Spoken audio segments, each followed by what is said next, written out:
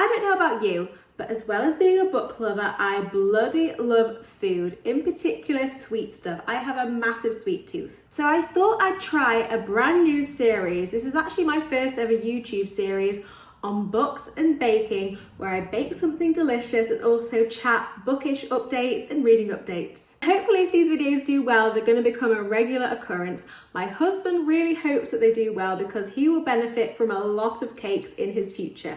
Emery's Crime here, your fellow baking amateur and thriller book lover. Welcome to my YouTube channel.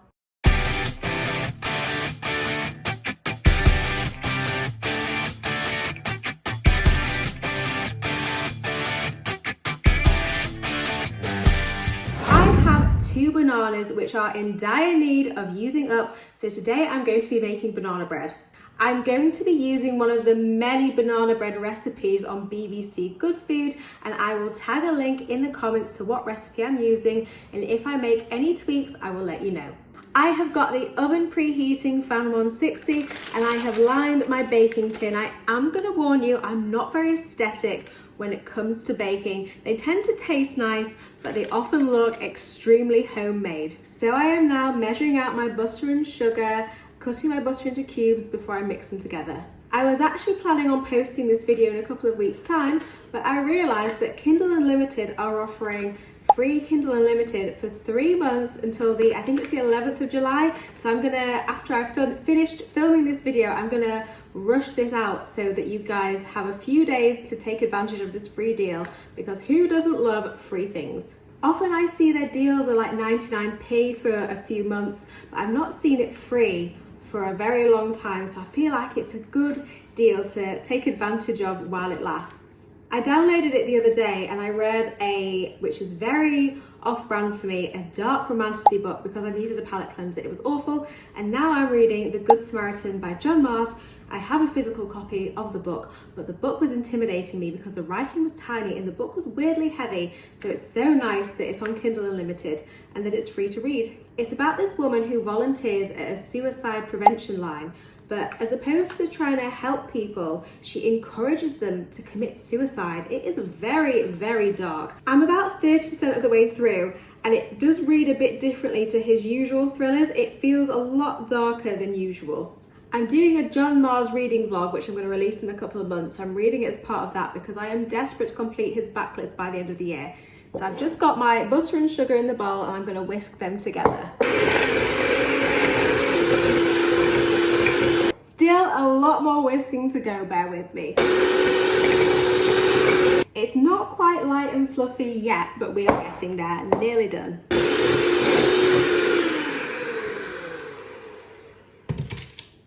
Light and fluffy enough, that will do. You're supposed to add 2 large eggs next, but I only have medium eggs, so I'm just going to quickly weigh them out. You know what? I thought filming this video would be really easy. Oh shit.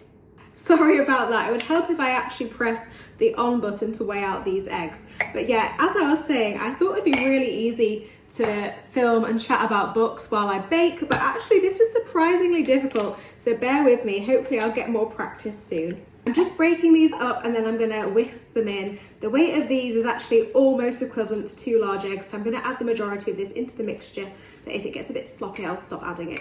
I don't know if you saw my short form video the other day, but I've not actually spoken about it on my long form videos, but the Chicago Sun-Times, I think that's what the paper's called, they curated a summer reading list and they used AI to come up with this list, and loads of the books which they've recommended don't exist. I personally think that that is outrageous. Surely they must have people that work at the newspaper that read, that could curate a list really easily. It's just so lazy. And if you're going to use AI for something like that, which is daft, wouldn't you just double check to make sure that it's not made a mistake? Madness, in my opinion. I'm just going to add a smidge of flour before I continue with more eggs. That's all whisked together pretty nicely, so I'm going to fold in the remainder of the flour, the baking powder, and then the mashed banana. I just DNF'd Deadline by Steph McGovern. So if you're not familiar with her, she's a celebrity author, she's a TV presenter. I thought the plot sounded amazing. Basically, the main character is on air, she gets a phone call that her wife and kid has been kidnapped. However, I was at the 20% mark when I DNF'd, and I was still being filled in with backstory. I was incredibly bored. So I decided after DNFing it to read other people's reviews, and loads of people were saying that what the book depicts on the blurb is actually not what the book is about at all. That is only a very small fraction of the plot, and I think that that is frustratingly clickbaity. I gave it a little whisk towards the end because I got impatient, but that's what my mixture's looking like. I'm gonna fold in the mashed banana, and I'm also gonna add some chocolate chips. I'd be really interested to know what everyone's opinions are on celebrity authors, because I often get really excited by their books, and then I'm often left really disappointed, and I don't know if it's just me or if that's a common trait. I was speaking about it on my TikTok and on my Instagram account, and quite a lot of other people were saying the same. Lots of people are anti-celeb authors. I'm gonna do some research into celebrity authors, and I'm gonna post a video about it next week because it's not something I've seen discussed much on BookTube, and it'd be really interesting to chat about it with you all. So after DNFing that, I decided to start With Our Blessing by Jo Spain, which is book 1 in her detective series, and so far it's so good. It's a bit chunky, but I've just got to trust Jo Spain will deliver, and so far she is. I've also started to listen to Little Secrets by Jennifer Hillier, and that is really good so far. I'm just gonna coat my chocolate chips in a bit of flour in the hope that they don't sink, even though they always sink. So if anyone has any tips, let me know. But anyway, since becoming an expectant mother, when reading books about kids being kidnapped, it just hits so different. It's like a new level of terrifying. It makes me feel sick and scared. I'm also wanting to work my way through her backlist, so I will keep you updated, but I've got a lot more books of hers to go. I think I've read 3, or this will be the 3rd, and I've got another 4 to go. I'm just putting the mixture into the loaf tin, and then I'm going to put it in the oven. It says to bake it for 50 minutes, but I've never used this oven before, so I'm going to check on it in about half an hour. I found with past ovens that this takes way longer than expected, but my new oven is super aggressive, so who knows what's going to happen with this one, but hopefully it comes out okay. Fingers crossed for me. Look how good that looks. I'm so excited to see how it comes out in the oven. I'm going to tidy up and check back later. Sorry it's been a bit chaotic. I thought it'd be easy to multitask, but apparently not, but I'm sure that that'll get better with practice. So it's been in for 30 minutes and it's quite brown on the top, but it's nowhere near being cooked. When I jiggle it, I can see the liquid batter moving. So I'm going to cover it with some tin foil and pop it in for another 20 minutes. So basically the tin foil will allow the cake to still cook, but stop the top from going too dark in colour. Hopefully. It is done. So I took it out after 15 minutes instead of 20.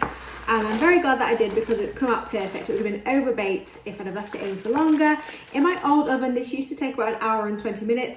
So I think the key with this is just keeping a regular eye on it. I'm going to let it cool down in the tin, and then I'm going to put it on a cooling rack, and then I'm going to try some later after tea with a cup of tea, and I'll do a taste test then.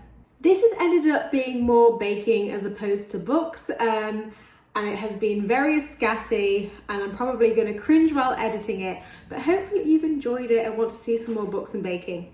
Thank you ever so much for taking your time to watch this video. If you're able to hit that subscribe button, it would mean the world to me. As always, let me know what you think in the comments, and stick around if you want to see a taste test. Thank you so much. Bye. Definitely ticks the looks homemade category. You can decorate this with like banana chips and icing sugar, but I can't be bothered. Let's try it. Look at that. The chocolate chips still sunk to the bottom though, which is very frustrating.